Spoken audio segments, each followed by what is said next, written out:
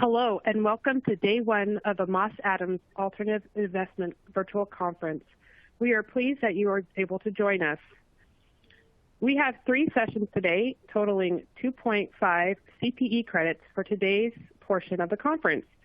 Per the National Association of State Board of Accountancy, to qualify for these credits, you must attend the 1 credit session for a minimum of 50 minutes and respond to at least 3 of the 4 polling questions for each session. For the session offering 0.5 credits, you must attend a minimum of 25 minutes and respond to at least 2 of the 3 polling questions. Before we get started, I'm going to play a brief housekeeping video.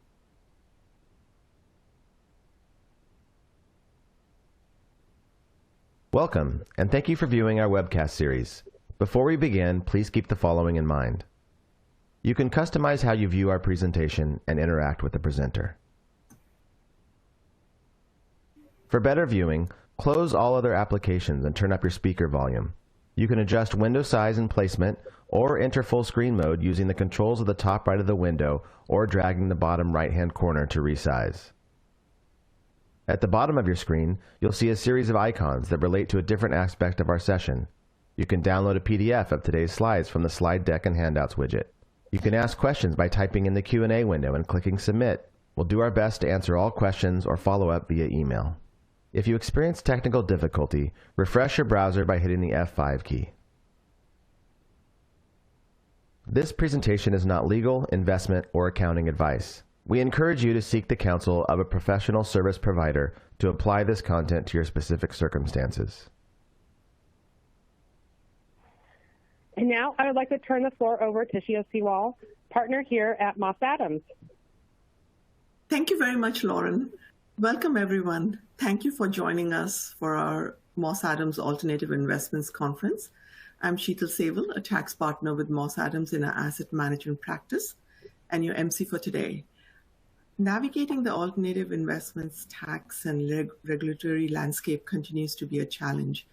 And we have designed this conference to provide a forum to discuss key topics in the industry and share important insights and the latest developments to help you stay ahead.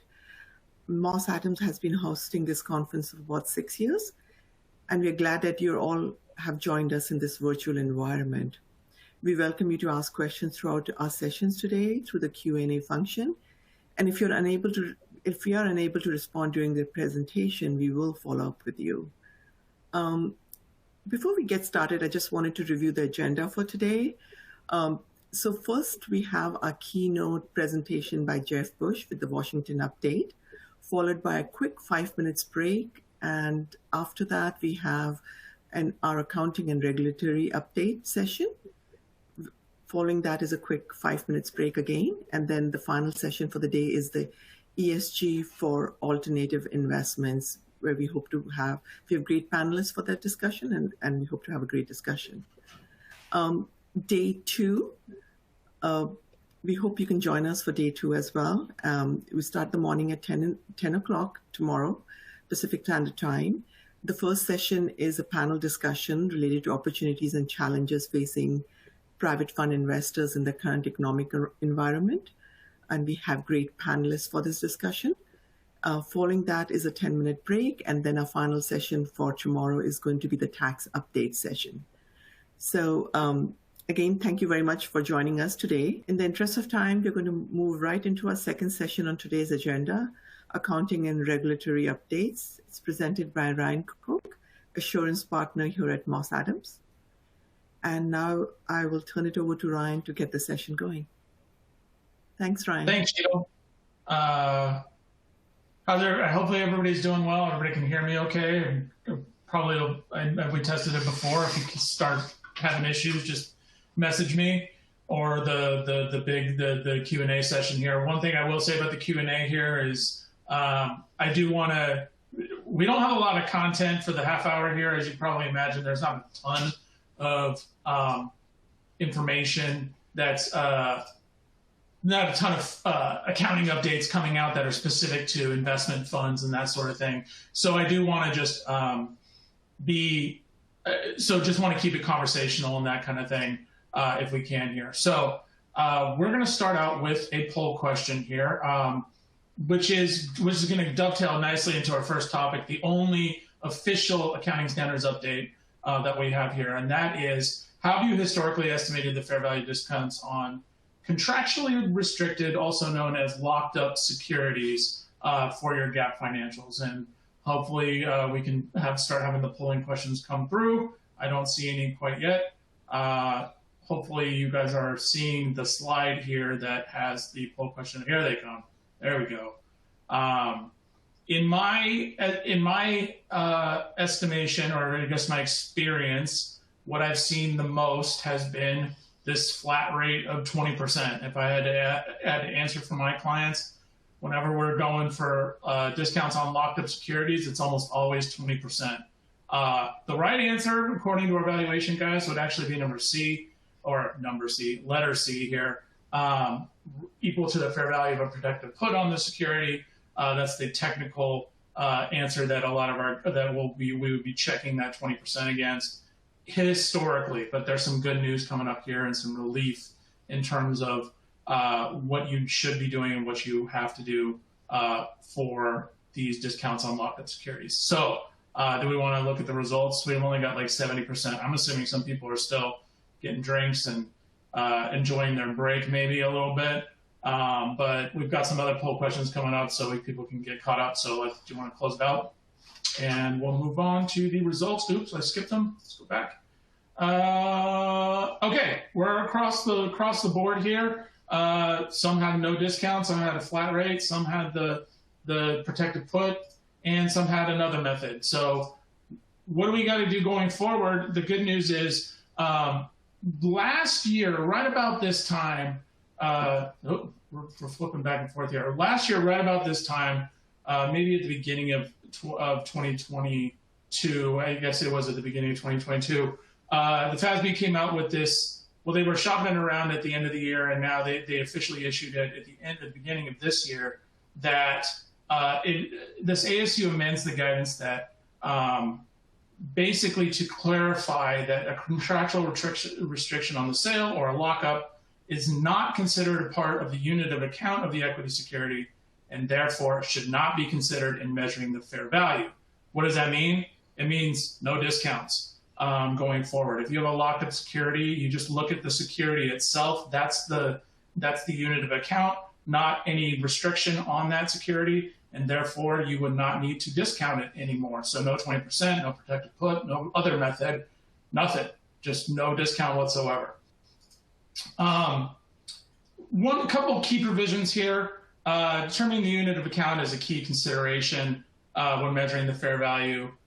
So, if your Topic 820 currently has some conflicting guidance on what the unit of account is, and this is hopefully trying to clarify it.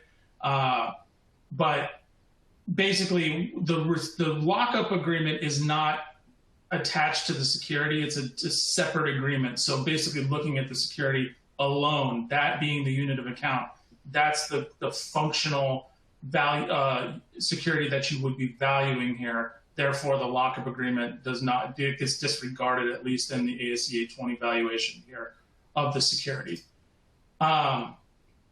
This is kind of the way. Now, I do want to stress a little bit. This isn't exactly a new pronouncement. It's not like brand new information or anything like that. It really is more of a clarification. And if you were really involved and dug into Topic 820, you would have seen why this is a clarification and not exactly a new rule. Certain sections of the guidance already indicated that the unit of account should be exclusive of a contractual sale restriction, meaning probably no discount. But then if you dug in even further, there's an illustrative example down at the bottom of 820 that addresses restricted equity securities and then actually suggests that a discount should be applied. So it was very conflicting. This basically clears it up and once and for all that you want to look to that unit of account and not any kind of side contracts or side restrictions when valuing those things. So let's talk about effective dates. Well, there's a couple other things here right now. It's like, this is just to reduce the diversity in practice. hopefully you guys can refer to these slides after the fact, so they got a good, a lot of wording here, a lot of information about how this can get applied, and some referencing there as well. What do we need to disclose about it? We disclose the fair value of what those are, the nature and remaining duration of the restriction itself, and then circumstances that could cause a lapse in the restriction. For most of these are regulatory. The 6-month lockup after an IPO is the most common one that we see. To the extent those are material holdings, we would want to add some disclosure related to these items here in the financials. Obviously, if it's immaterial, you probably use your judgment and whether it's appropriate to include disclosures there, but the disclosure requirements are there, as you can see. Effective dates. So this isn't effective for a while. In public entities, it's going to be effective for the coming year, it's the year after, so it'd be 2024 for calendar year ends for the most part, and then 2025 for private entities.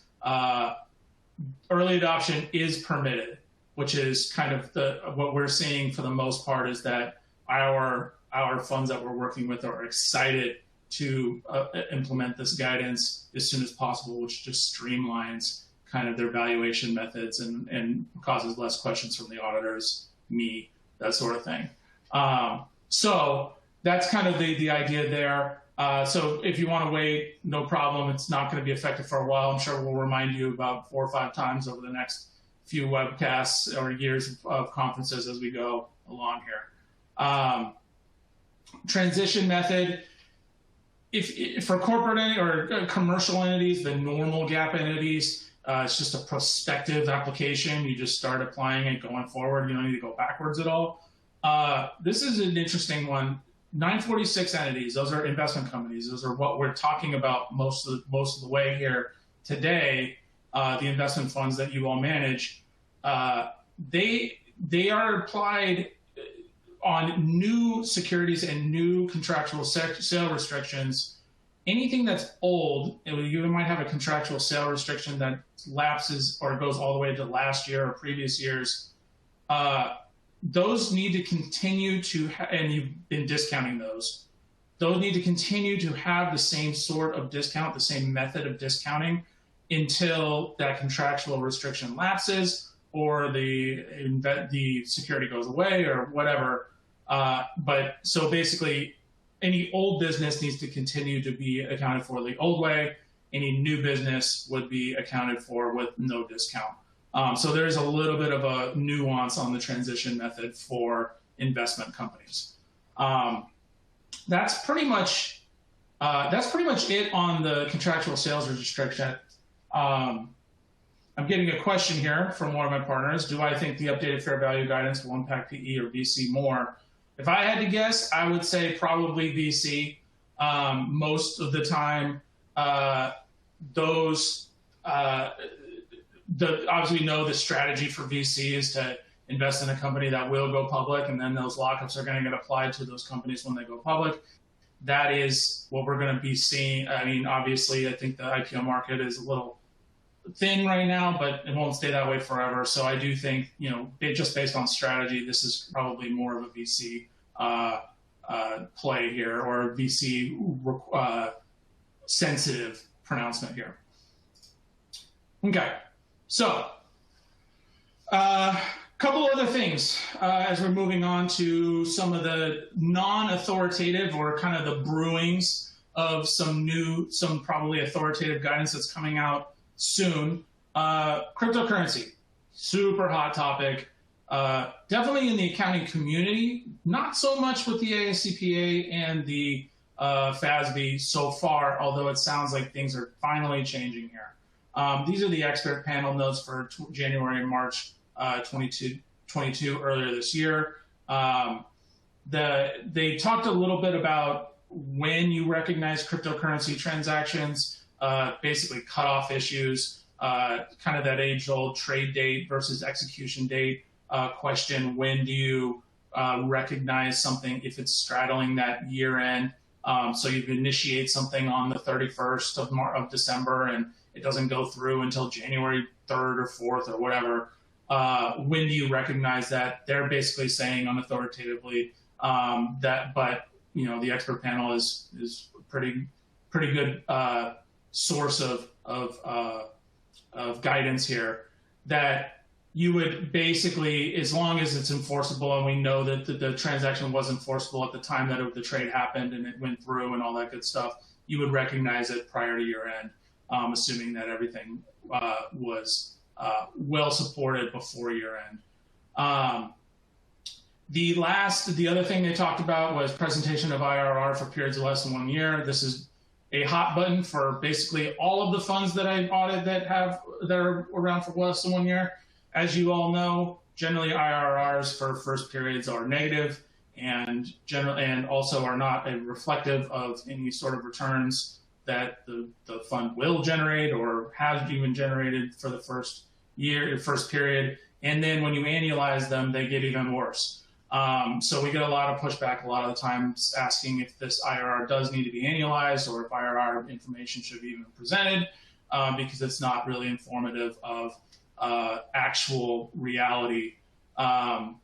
So the expert panel agreed that IRR information should be useful and meaningful to investors and not misleading. So, but also, I don't think there's any real guidance here, but for the most part, it does think that they does sound like they're thinking about it. The requirement is that IRR for short periods should be annualized.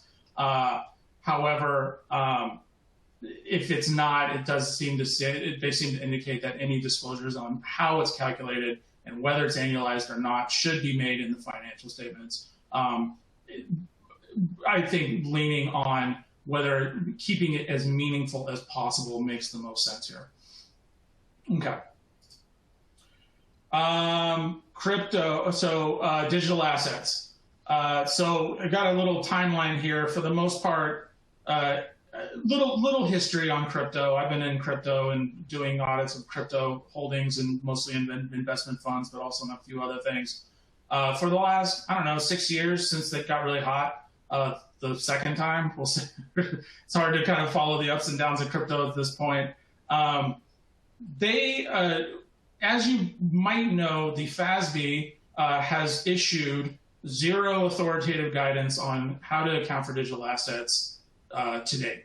And the discussion around it at that level has been very thin over the last, 8 years, however long you kind of want to go back, and when cryptocurrency really became in vogue for investment funds and also other just commercial entities. So finally, in May of this year, the board added a project to its technical agenda to improve the accounting for and disclosure of certain digital assets. They also decided not to add a project that would address accounting for exchange-traded commodities, but it also would remain a research agenda project. So if you're into exchange-traded commodities and you really wanted to hear about that today, unfortunately, we don't have a lot of update there, but we do have a lot of update on digital assets. So we're going to go into that next. So overall, let's frame the conversation of where we're at with digital assets right now. What's your outlook on them? Are you bullish, bearish? You think it's a good investment as long as it's the right project, or you have no opinion? I generally have no opinion at this point. I'm not an investment advisor, nor should I pretend to be. But also, I guess, can we get the poll going here? Oh, we got it. Okay, 56 people are in right now. But I mean, it's been, the one thing I can say for sure, and I think everybody can agree, is that it's been highly volatile, especially over the last 12 months. I mean, you can extend it back 24 months when it was super up about this time last year, and now we're super down again. Obviously, the FTX explosion and all the ensuing ripples have probably soured a lot of people on the market in general. And then we had the NFT fiasco, probably about 4 or 5 months ago. So we're definitely either weeding out in my opinion, I agree, they're weeding out the fakers and moving forward to where the true players will actually do well here, or where we might be just in a crypto winter at this point. So at this point, I think we got 70%. That's about what we answered last time. We're going to move on to the results. And most people are bearish or have no opinion, which is probably about where I think people would be at this point. Obviously, there's a lot of people that are bullish on crypto at this point, which, I'm not qualified to give an opinion. I am qualified, though, to talk about the accounting for crypto, so let me give you a quick update on what's been discussed at the kind of the authoritative and unauthoritative levels. So FASB project, as we noted back in May, they said, let's do this. Let's have a project. So on August 31st, they had a board meeting. What did they do at first? Well, first they wanted to define what we're talking about. So this is the scope of the guidance that they're going to start putting together. First, they want to make sure it meets the definition of an intangible asset, which is where everything kind of is right now. I guess I'll back up one last time here. With no unauthoritative guidance, the accounting methods for cryptocurrency have been they've been kind of reduced to what is actually in the code right now, what is in the AFC or the codification at this point, where does digital assets fit? Where everybody kind of landed was intangible assets, because they're not tangible, they aren't inventory, they're not exactly investments or financial instruments, because they don't represent an actual right to anything, whether it be ownership of a company or a collection of debt or anything like that.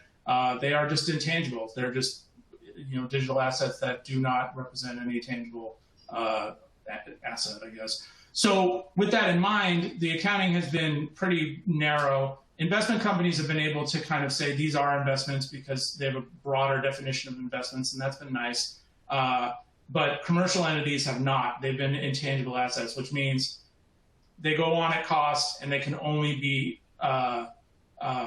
impaired, meaning going down. There's been no appreciation of any digital assets on a commercial entity's books, assuming you're accounting for them at GAAP. So now we're saying, okay, well, as long as it's an intangible asset, it doesn't provide you enforceable rights to underlying goods, services, or other assets. That's one of the things that I just mentioned before.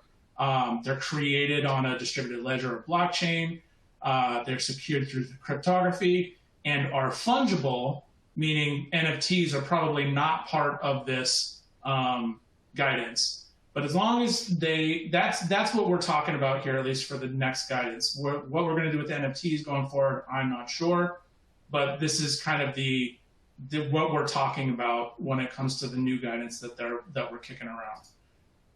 Then after that, they said, okay, well, now we know what we're talking about. What's kind of our idea of where we want to go with it? First, they're saying, good news, they want to measure crypto assets at fair value instead of cost less impairment, which has kind of been an industry standard so far. That's great. That means that we're marking the market. If it goes up, we mark to that amount. If it goes down, we mark to that amount. This for commercial, and obviously that's what investment companies have been doing to date. This is more focused on the commercial entities, the normal GAAP, so to speak. And then how do you measure your ups and downs in the fair value? Each one of those would go into comprehensive income. So this would not be a component of net income. It'd be in comprehensive income. And then cost to acquire crypto assets like commissions and other expenses would also be recognized. So that's kind of where we're headed here. It's good to hear that they're thinking about this sort of thing. They also had some measurement alternatives for crypto assets with inactive markets, and how to started kicking around about how they might what kind of guidance might be around for that sort of thing, or what they're going to propose for that. And then also presentation, disclosure, and transition, and all of future meetings. But it's coming. I mean, I feel like we're a few years off still from actual ASUs being implemented. or issued. And then again, obviously there's a transition or an implementation period there. So, but we're on the road. We've got a framework. We actually have at least some guidance from the FASB. Will that change how we're doing anything going forward, at least in the near term? Probably not, but at least we've got some guidance going forward. And this has been a huge question mark for me and a lot of practitioners and also a lot of investment fund managers, but we're headed in the right direction. Okay. Last thing, this is a 30-second reminder. We've been mentioning this for about what feels like about 100 years at this point, because it was issued and then delayed and then delayed again because of COVID and all that stuff. But ASC 842, accounting for leases, not exactly directly applicable to investment funds, but the management companies that run investment funds do have leases and may need GAAP financials and that sort of thing. This is for private companies. This is the year 2021, or sorry, 2022. This year, ASC 842 accounting for leases should have been adopted. If not, it probably should be adopted by year end and implemented. This is a big one. This is basically changing leases from just a ongoing expense on the income statement. You just pay your rent and you put your rent expense on your income statement. It's a little bit more complicated than that, but don't want to go too much into it. This is basically saying that all of your future lease payments would be recorded as a liability on the balance sheet at present value, and then you have a corresponding right of use asset that grosses up your balance sheet. It's a big one. There's a lot of complexity to it. If you have GAAP financials and your rents you've got leases, this is something to have on your radar. So again, what does it impact? Management companies, portfolio companies. All portfolio companies that are private should be implementing this or have already implemented this. If they're having trouble with that, obviously we could help with something like that. But there are a lot of outfits out there that have solutions for that as well. And then any entity with a lease obligation, obviously, which is kind of my catch-all bullet point there. Okay. Getting to the home stretch here, which is great because I'm right on time. So the SEC was relatively active this last year, I'd say. I've got two updates, one here on this slide and one on the next slide that are kind of read as the same thing. One thing I'll mention before I get into the woods of SEC updates is that these are mostly, to my understanding and the way these are all written, these all apply to registered investment advisors. If as an advisor, your firm or you are a exempt reporting advisor, it doesn't appear that most of these would apply to exempt reporting advisors. It is for the full-blown registered investment advisors. And what we'll talk about here in the first couple is that these are related to Form PF, which is the annual private fund forms that get filed for each of the private funds. A couple amendments there. Some extra questions to get some more information. Basically, they want to, the idea of the SEC on both of those, this one and the one on the next slide, is to enhance private fund reporting to protect private fund investors, which is what they're trying to do in general. So here on the second one, there's 5 new rules and 2 amendments to existing rules to protect private fund investors and enhance the regulation of private fund advisors. Again, what I would say is I'm not gonna go too much into depth on these things. I'm not a compliance officer. I'm not a securities lawyer, but obviously you probably have those in play with your organizations, and definitely consult with them to determine whether these apply to you and what you all need to do to comply with those. Again, here's another PF amendment. This is the one I mentioned on the last slide. I'm not going to go too much into this. At least the bullets there are basically the same as before. And then the last one is this one that was issued back in October, not too long ago. This one's about outsourcing of certain compliance and due diligence elements and that sort of thing. So it's pretty common for investment advisors to outsource part of their due diligence and that sort of thing, or some of their compliance functions, advisory services, that sort of thing, to outside parties. This basically tightens up the requirements for monitoring and selection due diligence of those service providers, so that I think the issue being the SEC doesn't want an investment advisor just pointing to an outside provider saying they did this, it's not our fault kind of thing. That's just saying that now there's required and regulatory due diligence and monitoring for all third-party record keepers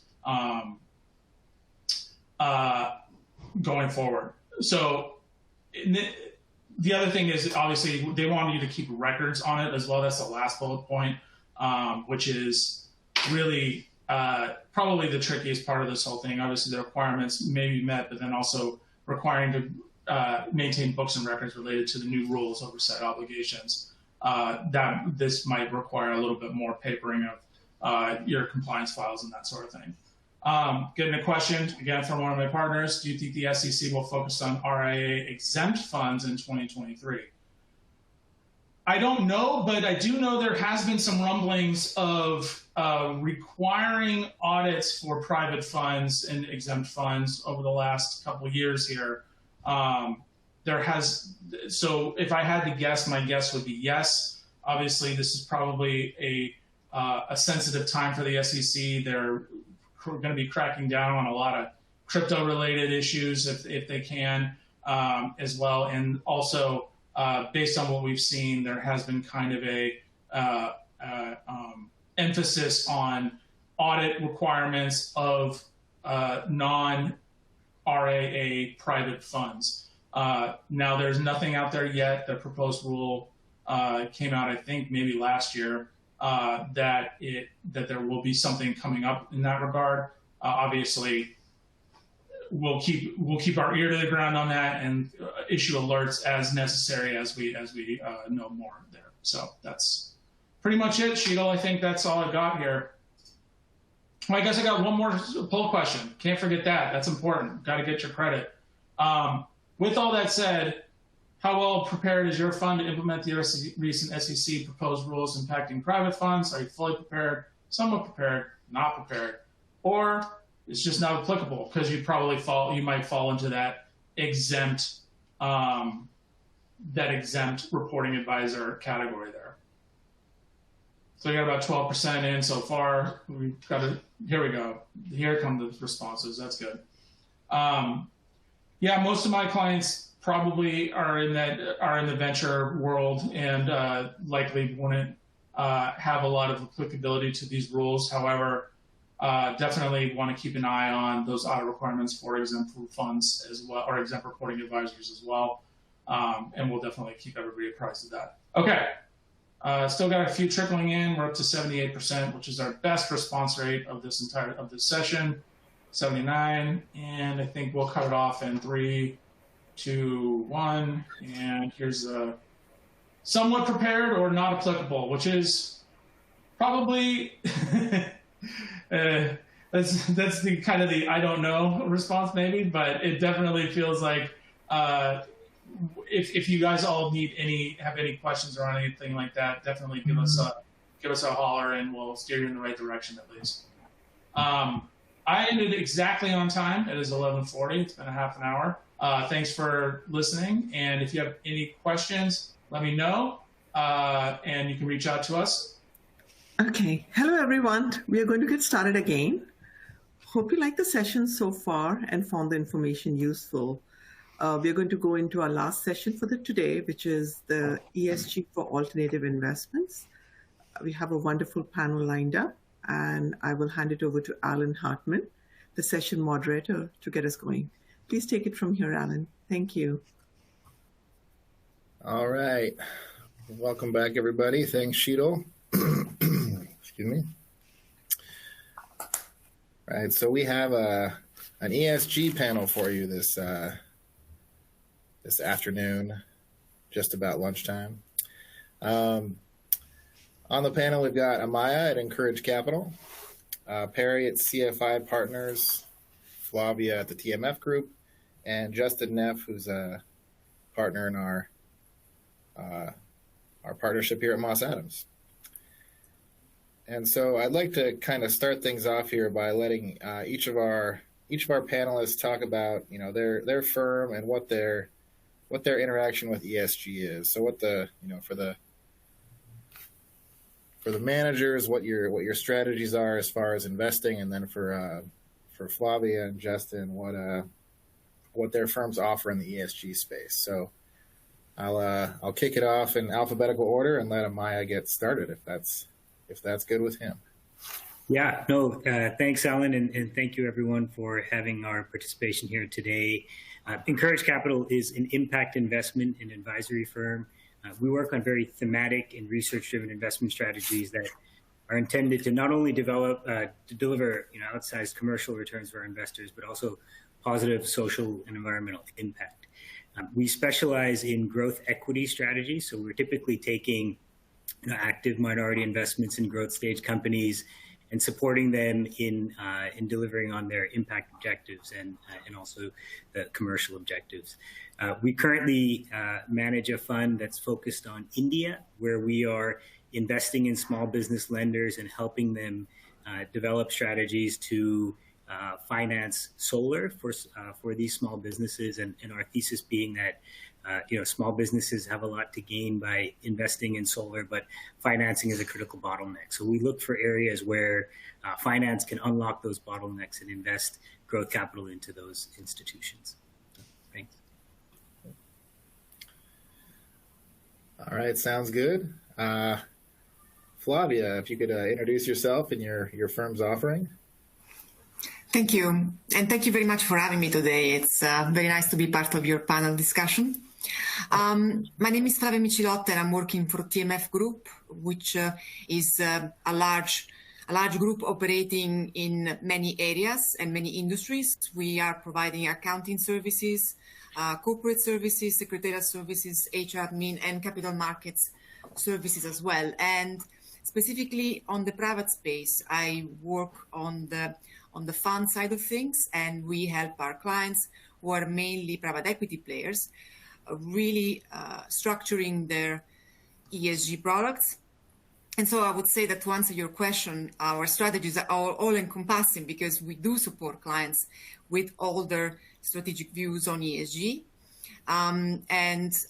Through the work of our IFM, we support clients with implementation and rollout of the ESG approach by advising them on how to shape and draft their investment strategies. And sometimes we also guide them through the articulation of their investment approaches based on their philosophy at the pre-investment phase. So we really have an approach that takes clients from their pre-investment needs up to the exit phase, and we help them understanding all the different aspects of ESG across all the steps of the investment chain. Great, thank you very much. And we're happy to have you, Flavia, as well. Continuing alphabetically, Justin, if you could introduce yourself and how you interact in the ESG space. Yeah, thanks, Alan. Appreciate it. Can you hear me? We can. Appreciate the opportunity to be a part of this panel. We have a great group here, and definitely heavily involved in the ESG space here at Moss Adams. I'm a partner based out of our Seattle office, but I lead our firm-wide ESG assurance practice. As a firm, we've offered third-party assurance over ESG disclosures for over 20 years. So definitely been doing this a long time. That includes, ESG disclosures as a whole and ESG reports, previously referred to as, CSR, corporate social responsibility. The names have changed a little bit over the years, but now most commonly known as ESG. We also give assurance over greenhouse gas inventories, sometimes reported externally or through the CDP, which we can get into a little bit more later. And as well as, green bond proceed allocations, really anything falling in that ESG space.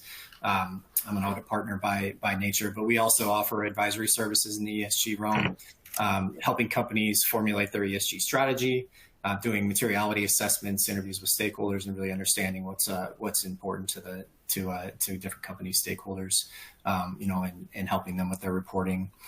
We also help with ESG focused tax strategies, investment opportunities, and setting up dashboards for reporting. So a lot of services that we offer in that area, and I co-lead our efforts with another consulting partner. So thank you for having me. All right, lastly, I guess I'll hop in. So you don't have to cue me up, Alan. Yeah, Perry Hollowell, CFI Partners, glad to be here. CFI has historically been a kind of credit hedge funds asset manager.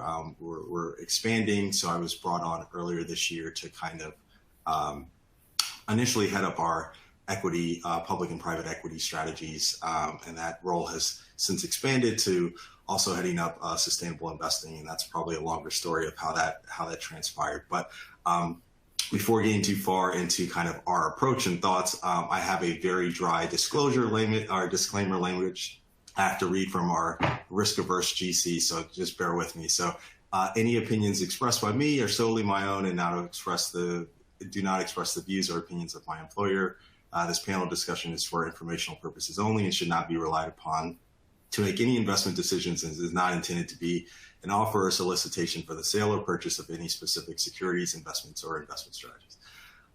Thank you, because that was awful saying. So how do we think about, so now that's out of the way, how do we kind of describe our ESG approach, or what would I say? I'm going to take a second to just kind of frame the discussion and how we think about it, because I think that's, before we kind of dive in a little bit more. But I would just say, we think of ESG as part of this broader spectrum of sustainable investing. And I think that also gets lost a lot, is people assume that there's only one approach to ESG, and that's just not the case. And so we've spent a lot of time trying to educate to say, to us, we think of sustainable investing largely to mean kind of focusing on long-term financial returns, which really just, by that I mean acknowledging, the cost of nature capital and the associated resource constraints that have really historically been left out of economic and financial models. And then from there, then you start to say, okay, well, what is ESG? What is the spectrum of that versus something like what we would call socially and environmentally responsible investing and impact investing, right? So that's kind of how we define the landscape. ESG specifically, we separate that from the other two categories because that focuses really on this notion of financial materiality. And really what I mean by that is just saying that ESG should really be looking for these various risk factors that financially impact the company's bottom line performance, right? So if you're looking at something with an ESG lens, you need to be able to translate and show how it's financially impacting that company.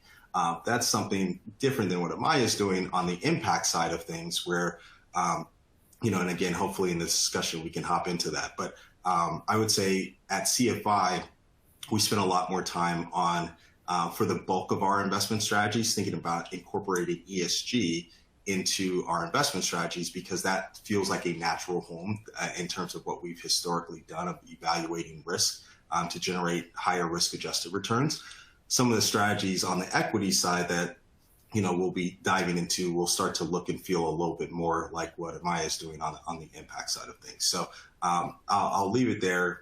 Plenty of time to dive into those various things, but I thought that was a good place to start.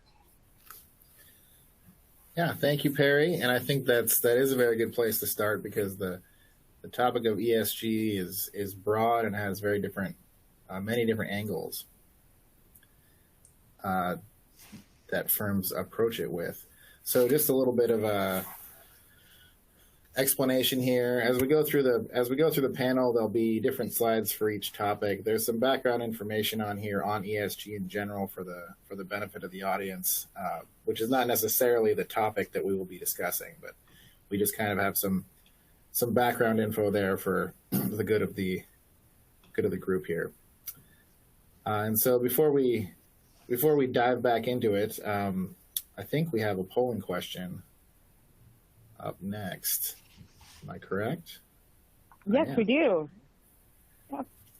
Thanks, Alan. When was the term ESG first popularly used? And A, 1984, B, 1992, C, 2004, or D, 2015? And just a reminder, please click the button next to your answer to choose and hit submit. If you can't see the submit button, please enlarge the slide area. And if you want to receive CPE credit for this particular session, you will need to respond to at least 3 of the 4 polling questions. We're getting close. Oh, great. So we're almost to 70% here. Give us 2 more seconds, and here are the results. All right. Well, the correct answer is 2004,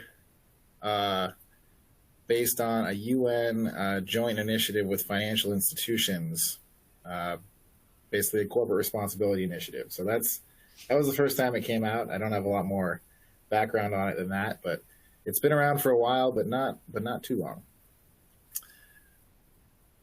But yeah. So moving on to our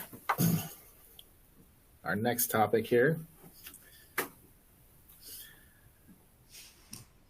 All right, so something that is probably of value to the folks in the audience is really discussing how you work with investors on the ESG front. So the first question I've got here is really, how do you evidence ESG to existing and potential investors?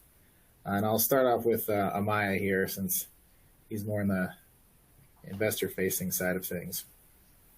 Yeah, no, thanks, Alan. And I think, Barry, I thank you for sort of setting the landscape, because I think that's a really important distinction. So, where we sit on the impact investment side, for us, it's clear to have an important, a very clear impact thesis, right? What are we trying to do? What are our investments trying to solve? And so, we set those metrics out at the beginning. So, in terms of our investment strategy in India, we are investing in small businesses and helping them finance rooftop solar systems. So, we have very clear impact metrics that are around, the number of customers that we finance and the aggregate megawatts that we finance. And in fact, we've linked part of the carried interest to the achievement of those impact targets. And I think that's a really unique, instrument that we've sort of built into our fund structure. So that allows us to really hold ourselves accountable, not only for the financial return, but for the impact return that we generate. So for us, those metrics are clear at the outset. It's what gets our investors excited about the work that we do. And our investors are a combination of, high net worth individuals, family offices, development finance institutions, foundations, endowments, et cetera. And they're all fairly knowledgeable and fairly specific in the kinds of impacts that they're looking to create in their portfolio and the risks that they're willing to take. And so those are the kinds of investors that we work very well with. And we obviously, again, set the impact targets very clearly up front, and we measure against those and hold ourselves accountable to them. From an ESG perspective, we still make sure that all of our portfolio companies are ESG compliant. We look at ESG risks and opportunities across our investment process.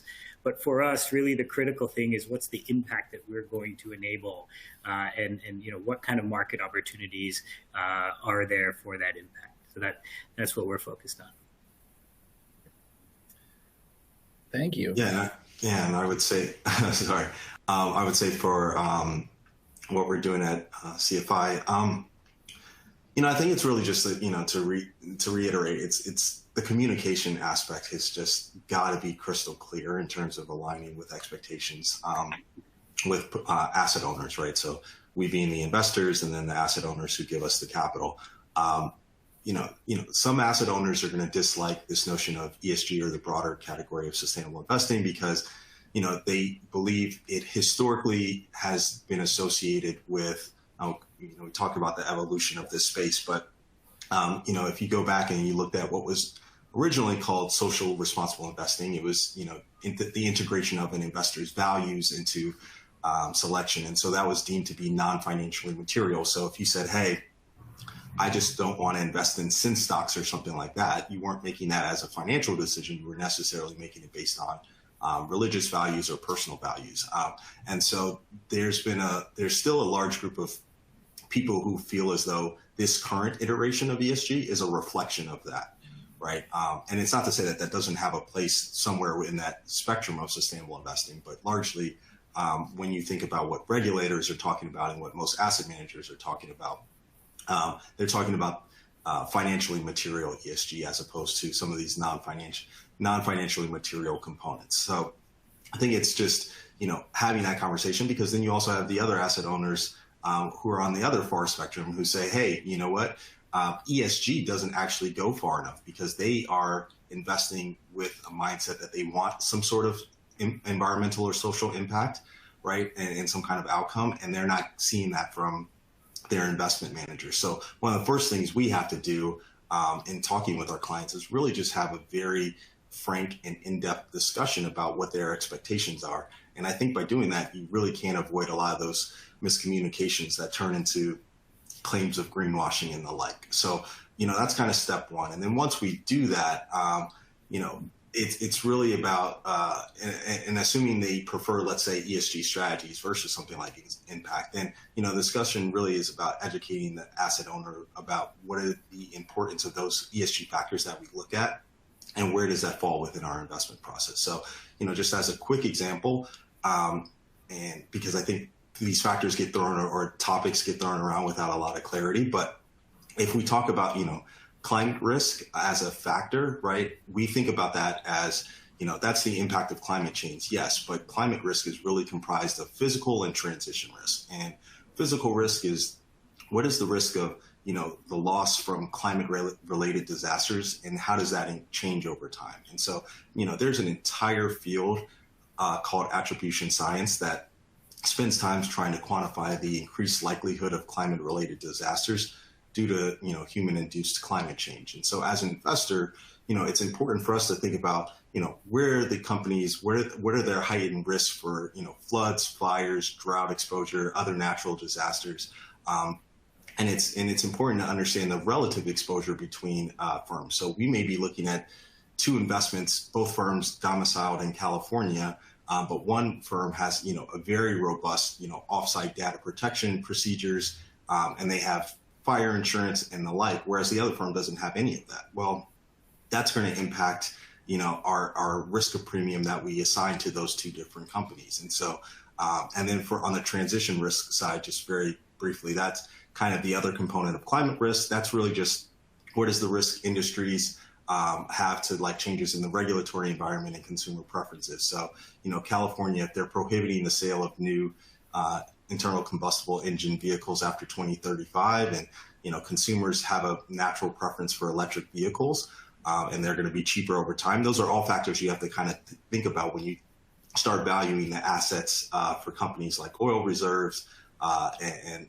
ICE vehicles on the balance sheet of car manufacturers. And so when you're able to walk through concrete examples of that, most investors say, oh yeah, absolutely. I totally understand why you're doing it and how this is playing into your investment process. When you don't do it and you're just like, oh, we incorporate ESG, it feels touchy-feely and no one's really sure what to do with that. And again, it leads to pain down the line.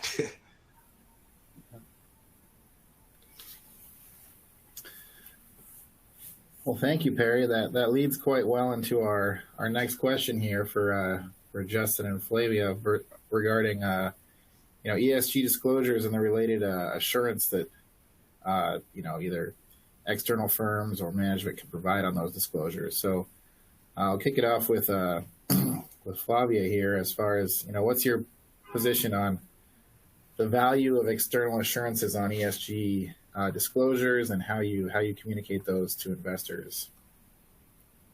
Well, until fairly recently, there were not really clear standards around sustainability. I would say that, most investors that wanted to market their products, they could pick and choose a number of strategies, and they could, report on it whichever way they like, but there was no real clear way on how to do that. Not one that everybody could have consensus on in any case. And of course, the fact that there is still such lack of standards around sustainability has made it so assurance has long been, a quality indicator. The only quality indicator that that could be demonstrated when it comes to showing the credentials of an ESG product.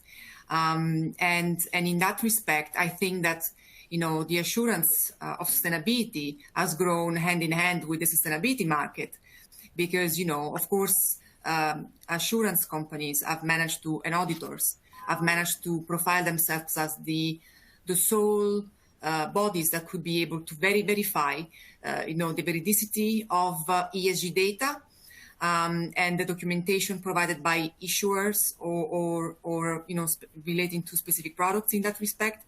And we see that regulators today, as they're working on developing standards around sustainability more and more, they are giving a huge space to assurance providers, because indeed they intend to create an equal footing of financial information and vis-a-vis ESG informations.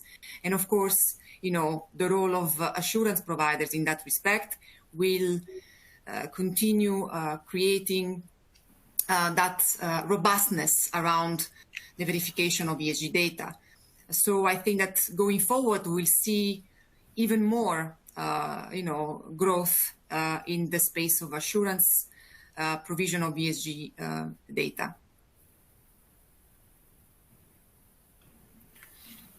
Well, I guess the perspective of the auditor, I'll call on Justin here. That's a subject that's near and dear to my heart. No, I think, as Flavia referred to, I think, generally there still is not any universally accepted framework for reporting on ESG criteria. So inherently that leads to a general lack of consistency among companies, as well as a tendency to only report on positive impacts versus, a lack of progress against goals, or, maybe the negative impacts. And so I think when we're thinking about, what the value of external assurance is it just encourages that consistency from year to year. And it also encourages, the accountability really for, if you include something in prior years as a goal, and then subsequently don't achieve your goal, you should still really be reporting on that. I think as it relates to greenwashing, Perry, you referred to greenwashing, and I think, there was a recent Harvard study, a Harvard Business Review put out that 42% of green claims that are put out there are exaggerated. So that points to greenwashing on an industrial scale. Third-party assurance certainly helps with that. And when you're held accountable, as I mentioned, there's inherently a decrease in greenwashing. Another area, what we've seen companies reach out to us for third-party assurance is actually when they're reporting their carbon footprint to CDP, which is an international nonprofit organization where it helps companies disclose their carbon footprint. A lot of Fortune 500 companies and others are reporting their Scope 1, Scope 2 carbon greenhouse gas emissions through that. They actually get more points if it's verified or if there's a external assurance on that. So a lot of companies are doing that exclusively for that reason. There is currently, absent the SEC's pending or proposed rule, there still is not any requirement for third-party assurance, which is vastly different from the financial reporting environment. But if this SEC rule does come through, there will be an assurance requirement if it comes through as it's currently proposed, at least over some of these disclosures as well as the greenhouse gas emissions. So I think there's a lot of value to external assurance. Obviously, we're seeing a lot of companies, hire firms like us for those services for those various reasons, and I think we'll see an increase in that as well. Thanks, Justin. Could you give us just a few more examples of what kind of disclosures or claims you typically provide assurance on? Yeah, no, great question. I mean, I think where ESG reporting is different from financial reporting and the type of assurance engagements we've performed generally, for financial statements, you're obviously opining on the financial statements as a whole. For ESG reporting, that doesn't have to be the case currently, at least, because, ESG reports generally include a lot of statements that may not lend themselves to assurance, whether it's a forward-looking statement or goals. There's a lot of things that are in ESG reports that are not quantitative in nature and can't necessarily be have assurance provided over the standards that we follow as auditors. And so generally what's happened when we work with companies on ESG reports is they'll determine which KPIs they're reporting on that they want to specifically emphasize or that they're placing the most importance on. And they'll have us give assurance over those specified KPIs. So it is unique in that, and it's a nice way to hold yourself accountable for specific criteria, but not necessarily need to involve the number of resources that you might to have that full report assured. As it relates to, like I mentioned, CDP and reporting greenhouse gas emissions. Sometimes companies will report scope 1, scope 2, scope 3, but only have assurance performed over scope 1, scope 2 emissions, for example, because scope 3 can be a lot more challenging. It includes a lot of other data that can be difficult to gather and provide support for. So we may do that. And then also, I think I referenced, we do give assurance over green bond proceed allocations as well. Companies that go out and get green bonds to make sure that they are using those proceeds as they outlined towards green projects.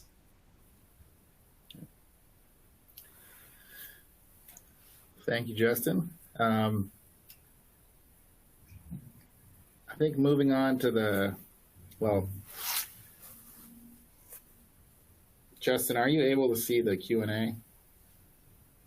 We have a question from the audience that is yes, I of a can. detailed nature.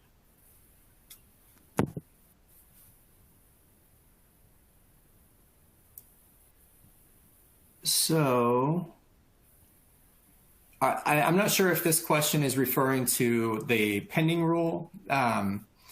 It says, if we have an ESG Article 8 funds, what is the required disclosure on year-end financial statement footnotes compared to regular financial statement footnote disclosure? Where can I find the guidance? So there are a number of pending rules out there right now by the SEC for investment advisors, investment funds, as well as publicly traded companies as a whole.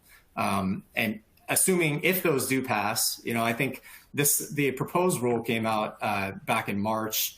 There was a record number of comments from any proposed rule that has ever been issued, which is saying something, given our recent, revenue recognition changes and lease accounting and all that. So the fact that it was, the most proposed comments, they had to extend the comment period and then reopen the comment period again in October.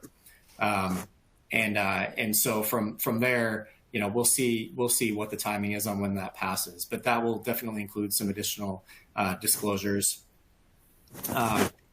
And in terms of Europe and European reporting requirements, there are some reporting requirements that are out there that are pending and in play. And I don't have a lot of information exactly for where you can find information on that. I'm not sure if any of the other panelists have any guidance on the European standards or maybe I can help. Yeah, perfect. Yeah, so that's basically the bread and butter of the kind of work that we do for our clients, because most of our clients actually come with a request with regards to how do they structure a product around Article 8 that meets Article 8 requirements. And as you know, this FTR is quite complex and requires quite a bit of pre-contractual and periodic reporting in that respect.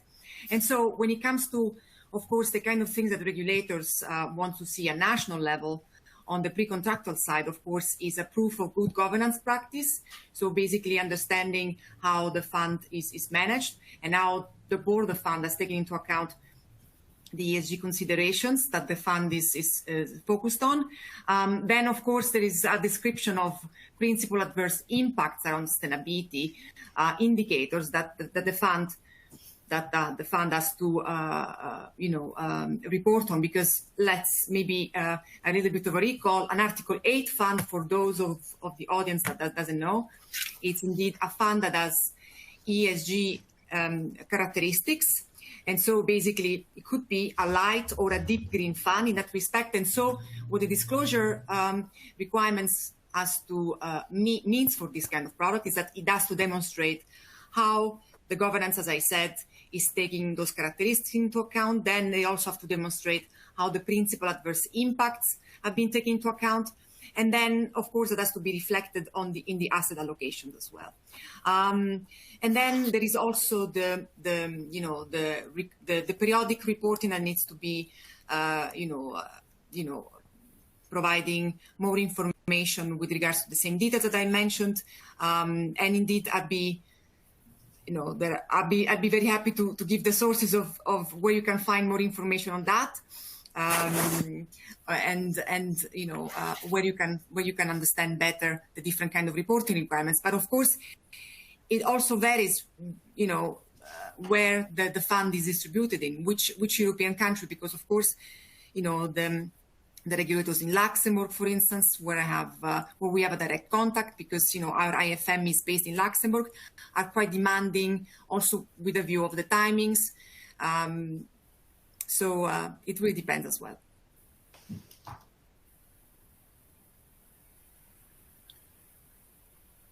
All right. Well, thank you, Flavia. Yes, Luxembourg. All right. So so for everybody's benefit, Article 8 is under the European standards, SFDR versus the SEC in the United States. So that is that difference there. All right, a slightly different angle, and primarily for Perry and Amaya. What is your target investor for your, impact or ESG products, and then what's the environment for new investors and existing investors now versus say a year ago? Maya, do you want to go first? Yeah, I'm happy Sure. to jump in. Yeah, thanks, Perry. So, for us, our target investor universe is really, as I sort of said earlier, they are really focused on the impact that we're trying to generate. They're also, focused on commercial returns too, right? So there's no trade-off in the types of work that we're doing. There's no sacrificing return for impact. So it's sort of a dual mandate. We work with, development finance institutions. We work with, mainstream financial institutions. We work with family offices, foundations, endowments, you name it. I think, for us though, the ideal investor universe is one where they are more thematic and strategic about the impacts that they're seeking to generate through their portfolio. We're not sort of a plain vanilla impact shop. There are other people who, larger funds who can do that. We're a lot more specialized and thematic in our work. And that's who those are the investors that we sort of resonate better with. We're more of a sort of a boutique shop in that way. In terms of the fundraising climate, I do think that there's more and more interest in this space. And so for us, where we definitely differentiate is around, impact credibility. We've been at it for a while. Our teams have been working in these areas for a long time. So we're not new to this market. And I think that resonates. And a lot of the deep research and thematic orientation that we bring differentiates us. So, we're always focused on how we differentiate. There's more and more capital flowing to this space. So we need to focus on that differentiation and really, the frank conversation that Perry was talking about earlier is really important, right? What are the impacts that we're trying to drive through the portfolio? What's the commercial opportunity we see here, and how are we going to deliver on it? So I hope that answers the question. Yeah, and I would say I will eventually get to answer the question, but if you all know me, or you probably get the impression, but I tend to do a lot of talking before I answer the question. But what I would say is, so there was a Bloomberg Intelligence report that came out last year that basically said the projected AUM for ESG, or what I would call sustainable investing, right? But ESG is projected to be 50 trillion globally by 2025. So in the next few years, and that's out of 140 trillion. So call it roughly a third.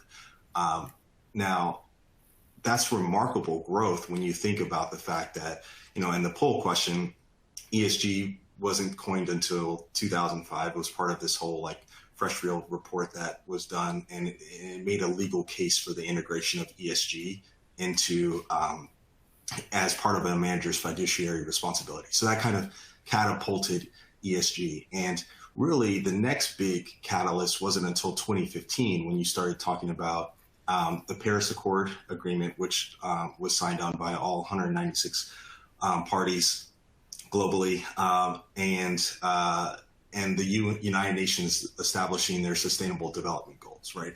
And so the space is still very, very nascent, but you've seen remarkable growth. So when the question is, who are our kind of target clients, I'm going to prognosticate for a second and just say I think by 2030 that number is going to go from a third of AUM globally being in ESG to the majority, so over 50%. So I think the landscape looks like just about anybody. Who is that? That's the argument we make today as to why, as an investment manager, we need to build strategies today, because in an environment where people care about your 3, 5, 10-year track record, you can't wait until the everyone's already caring about this stuff. You kind of have to start sooner.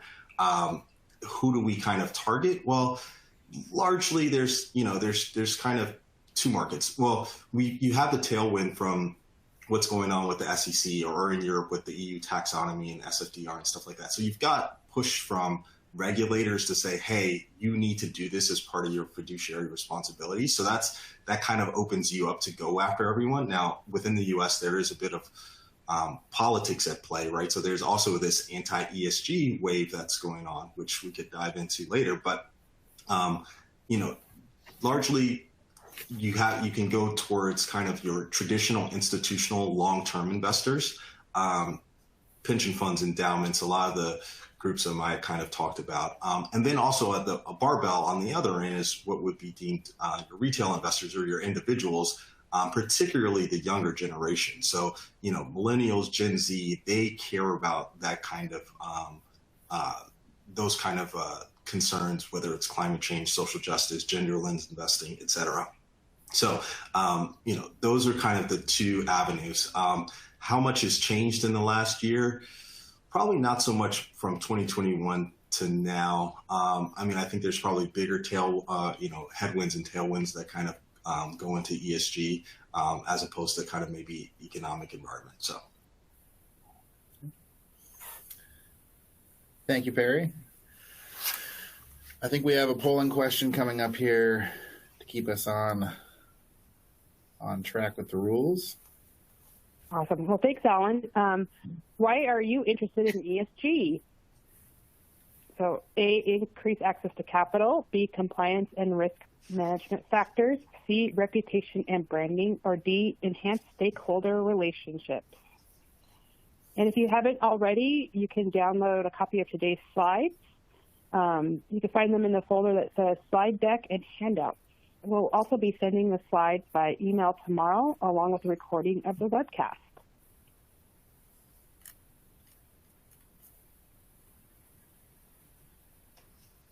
We're almost to 70. All right. I think we're there. Here's the answers. Well, there's no right answer here, so it's interesting to see them all relatively distributed. All right, well, moving on to our next topic, which is a little bit similar, but just in the specific economic environment the United States is in right now, and Europe and England, with inflation at high levels, interest rates impacting investment, potential recessions. What do you see this having an impact on ESG investing in a broad sense? And I'll start off with Amaya on this one.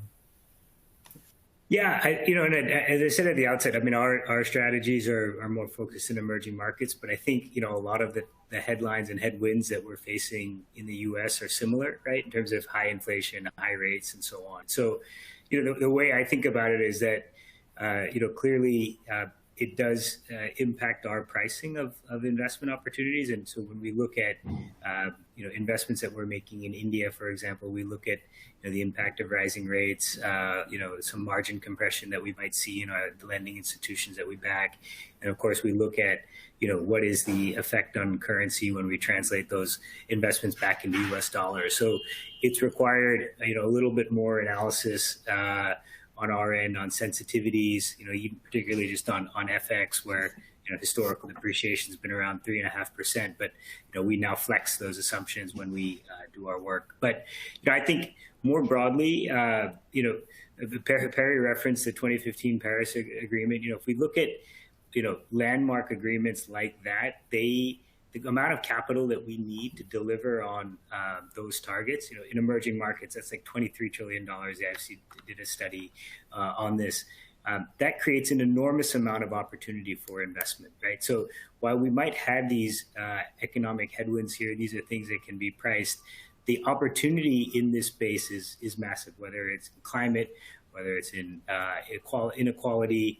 All of these opportunities require investment immediately, which creates significant opportunity for the managers that are in this space. And that's how we see it. Okay. Yeah, and I would say, it's a good question. I mean, if you're talking about how does it impact like valuations, and I think Amaya kind of touched upon that, I would give you the broad answer that it's going to impact it the same way it would impact valuation in any other investment strategy or approach, right? If you're asking about the trajectory of the growth of ESG and sustainable investing and stuff like that, I actually don't think it has that much of I think the impact is minimal. I think the bigger kind of headwinds, if you're trying to look for negative impacts, one would be just standardization of definitions.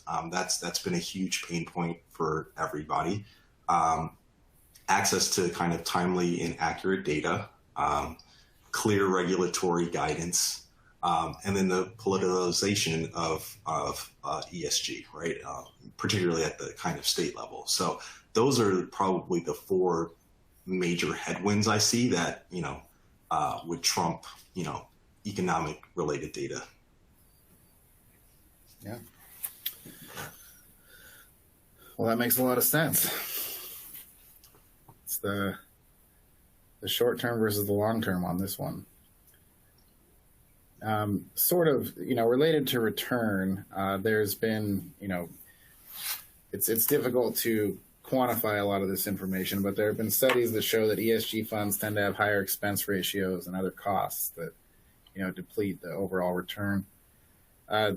Just, for anybody in the group, if there's any thoughts on if that's really true, if that's something that, is going to make it harder for, ESG to compete. Just any thoughts on that topic?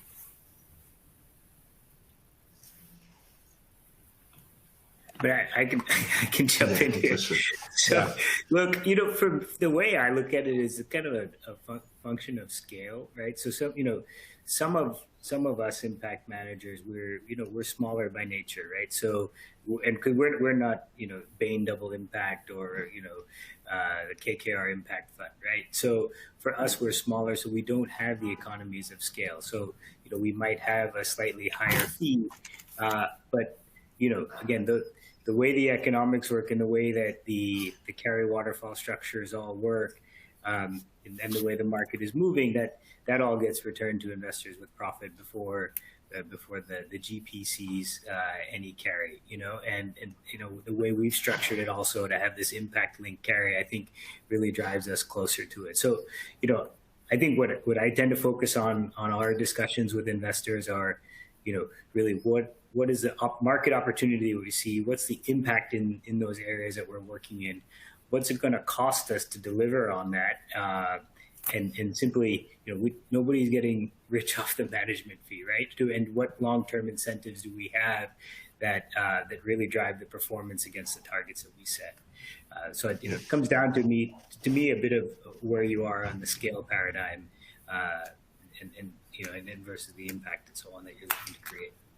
Yeah, and to piggyback, I would say if you're talking about anything on the private side, those fees are fairly well set. You're not seeing anyone saying, "Oh, well, we're going to do 3 and 50 or something like that because we're impact." So that's a non-starter. I think on the expense ratio side, that seems like that's leaning more towards public equity strategies, and there, yeah, it's possible. I mean, anything new and novel tends to command a higher expense ratio. So that tends to even out over time. So I don't think if that is in fact true, I don't think it's necessarily sustainable, particularly given the trajectory where I think the space is going to go.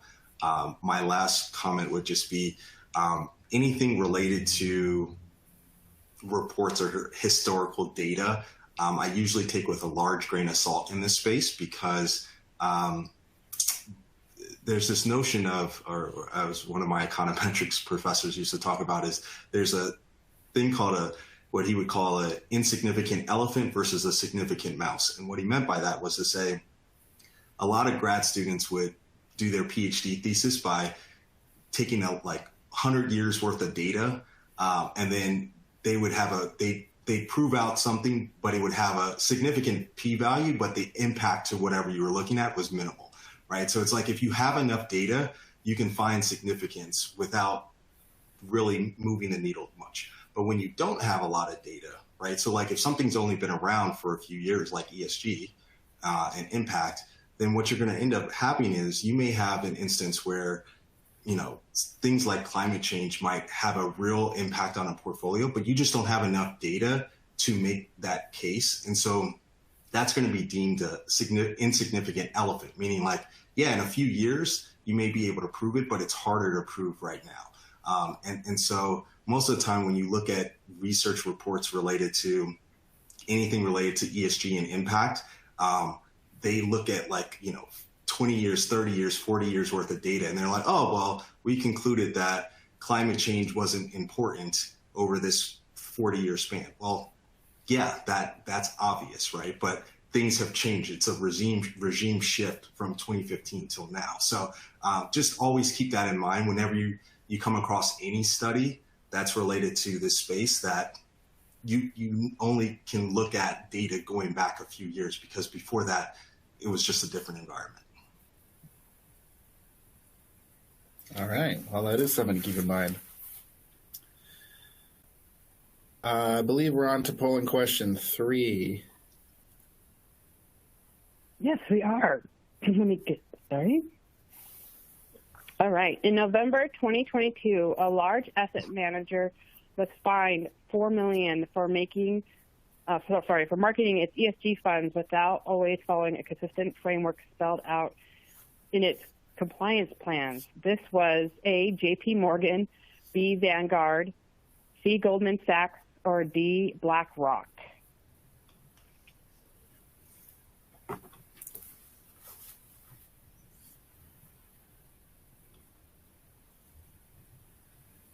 Also, I did want to make you aware that we have a survey we have set up where you can provide feedback for today's session. If you could find it in the link, you could find it in the link in the slide deck and handouts window of your console. All right.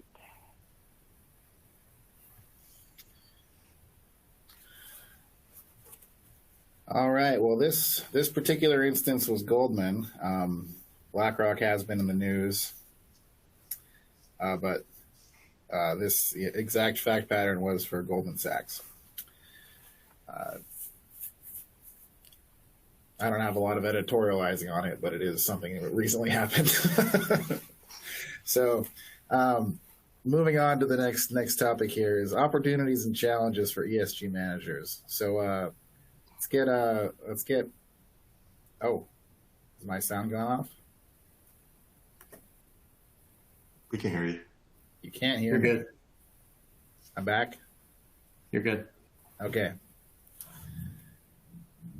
Thank you, everybody. The next topic is opportunities and challenges for ESG managers. And so to get Flavia back into it, what's the first step to starting an ESG program from your experience? in the work that we carry out with our clients, we really support them throughout all the investment value chain, as I mentioned before. And typically clients come to talk to us at the very first stages of their investment, thinking at pre-investment level. And so we discuss with them the investment philosophy, and then we go through the different options that they have, that they can choose from depending on the type of investment they have in mind. And at that point, we really provide them with analysis of some key characteristics of the kind of investment based on ESG risks and opportunities, of course. And we help them get a sense of the main things they should be looking at, performing a gap analysis, and we discuss strategy articulation with them as well. And that's usually helps setting them on a good start of how to proceed, with their ESG investments, because, they get an overview as to the typical risk factors that they might not have taken into account. We basically have investors that are a different level of maturity in their ESG journey. So depending on where they are, we are able to have more basic or more complex conversation. But of course, the majority of the opportunities that we have to actually make an impact on these issues is really at the pre-investment phase. So that's really where we have the biggest impact. All right, thank you. And then, Perry coming into a role in the relatively recently, I'm wondering what your thoughts are on this topic. For us, it was a matter of kind of addressing width and depth, right? So, given the spectrum of the different kinds of strategies you could do, right? So you could be doing different kinds of screening, you could be doing thematic, you could be doing, active stewardship. I mean, there's a lot of different approaches in this space. So where do you want to fall on that spectrum from a width standpoint? And then how deep down the rabbit hole do you want to go, right? So are you going to build new ESG strategies? Are you going to revamp your current strategies? For my firm, we ultimately kind of decided that, the direction we want to go in is to get to the point where all of our strategies are implementing ESG, not from a moral or value standpoint, but just from the fact that we think that these factors will materially impact our performance from a risk adjusted return standpoint. And so therefore we think it's important to do it. So, those are kind of the initial conversations. And then from there, I highly would advise to appoint a relatively senior level personnel at your organization to be the steward or the shepherd for this process, because it's messy, it's confusing, and you need someone that's going to be held accountable. And then you also have to enable them and empower them to actually be able to get whatever you need to get done. All right, thank you. We are a little behind schedule on our planned questions, so I'll compress a few of them here. The first one being, as it relates to newer managers or managers starting programs, ESG programs, what do you think that the SEC proposed rules, the existing European rules, as well as enforcement actions and various other noise around the space will have on growth in the sector in the relatively near term? And I'll start off with Amaya, and just what are your thoughts on that? Yeah, I mean, I think we're monitoring the situation on these rules, but I'm not opposed to regulation coming in, right? As long as there's clarity on what that regulation is and it helps drive more transparency and, minimizes issues of greenwashing. For us, again, we're kind of squarely in the impact space. So we're, as I've said probably repeatedly, we're more focused on, what are the impacts that we're trying to create? How are we measuring those? How are we aligning ourselves with our investors to the achievement of those goals. And that's really what we're focused on. Some of these other rules and other things that they come in, we'll obviously monitor and be compliant. But for us, it's it's a little bit of the segment that we're in, right, where we're squarely focused on the impacts and measuring those. All right. Any other thoughts from the panel? Maybe I can give the European perspective, given that our legislation is maybe known by some of the participants, but maybe not everyone. And indeed, it's been, I think, that one of the principal inspirators of the SEC legislation or rule, shall I say, and what it will come. And indeed, it's quite complex, as we've seen, as I was, trying to explain before. And indeed, maybe one of the things that is going to make and is making already since 2021 life of ESG managers quite complex is the fact that the sequencing of this legislation, so all this body of regulation that the European Commission has set out on sustainable finance, has really been unfortunate because, they started discussing taxonomy, mandating things for which there were no really rules for, and for which there were surely no attainable data. And that's, of course, creating a sort of catch-22 for financial market participants and issuers, so companies that have been faced with understanding where they need to go when they want to distribute an ESG product, what do they need to disclose, what are the rules that they need to abide by, and what's the time frame. So I think that, going forward, I really hope that things will be more clear.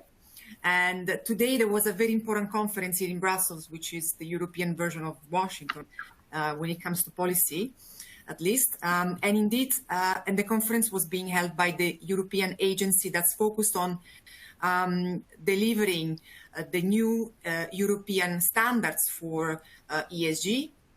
And of course, that's going to be the crux that all financial market participants will need to focus on, because they will be able to understand the value of the corporates that they want to invest in, and at the same time, they will be able to understand what needs to be disclosed.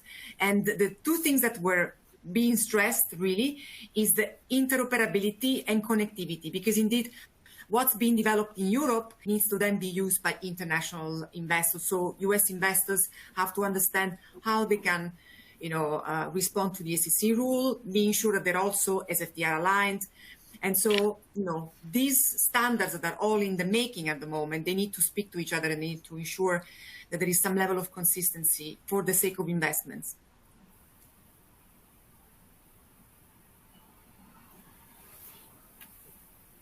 All right. Well, sadly, we are coming to the end of our time. We have one more polling question to do right now. Yep. Thank you, Alan. Where do you think ESG will be in 10 years? So this will be a very interesting polling question. Okay. And this was also to be my last question to the panel, but we are out of time. However, I feel like the future was touched on quite a few times as we discussed it. But if anybody has any last statements in our last minute here, I'll open it up while folks answer the question. If I may, I hope mainstream. Yeah. So we will not be able to speak about ESG anymore because it would just be the normal way investments are run, hopefully. Agreed. Very much agreed, yeah. Well, after... All right, here are the results. All right, we got a few pessimists, but otherwise it's pretty optimistic. I feel as though I've been convinced that it should be just part of how we do business after my interactions with this panel, both today and prior to the call. So I want to thank you all for helping us out with this and sharing your thoughts. And I believe that is when I pass it off to Shido here for for a conclusion. Yeah, thank you very much, Alan. Thank you, Amaya, Perry, Flavia, Justin, for a great discussion. It's an interesting topic, and I certainly learned a lot. Insignificant elephant versus significant mouse, that terminology will stay with me for a while. But thank you very much. This is the end of our sessions for today. I hope you all enjoyed the first day of our virtual alternative investment conference, and we look forward to seeing you tomorrow for day 2. We will have a tax update along with opportunities and challenges facing private fund investors in the current economic environment. So I hope you all can join us tomorrow as well. Take care, everyone. Have a great day.